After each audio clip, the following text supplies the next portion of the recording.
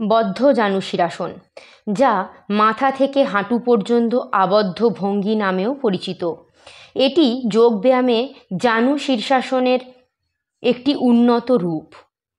এই ভঙ্গির জন্য হ্যামস্ট্রিং, নিতম্ব এবং পিঠে আরও নমনীয়তা এবং শক্তি প্রয়োজন, এবং সামনের দিকে বাঁকানোর ক্রিয়াও উন্নত হয়।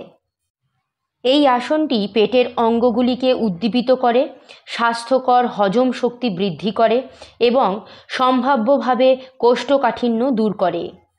এই ভঙ্গি স্থিতিশীলতা বজায় রাখার জন্য মূল পেশিগুলিকে নিযুক্ত করে, যা আরও ভালো ভঙ্গি এবং সামগ্রিক মূল শক্তিতে অবদান রাখে। জানু শীর্ষাসন পিঠের ব্যথা এবং শক্ত হয়ে যাওয়া উপশম করতে সাহায্য করতে পারে। যেহেতু সামনের দিকে বাঁকা অবস্থায় আসনটি করা হয়, সেহেতু রক্ত সঞ্চালন উন্নত হয়, বিশেষ করে পা এবং শ্রোণী অঞ্চলে। মহিলাদের জন্য আসনটি ভীষণ উপকারী।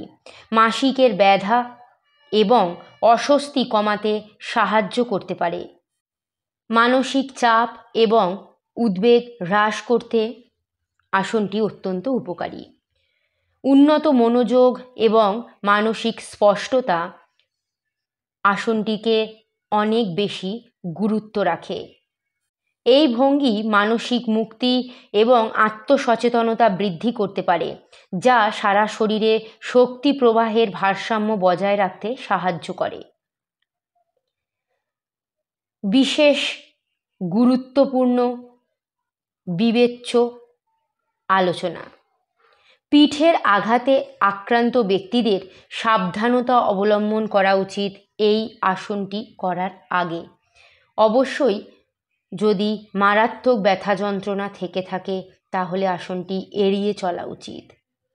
যাদের হাঁটুর সমস্যা আছে তাদের বাঁকানো পা সম্পর্কে সচেতন থাকা উচিত এবং তাদের ভঙ্গি পরিবর্তন করার প্রয়োজন রয়েছে।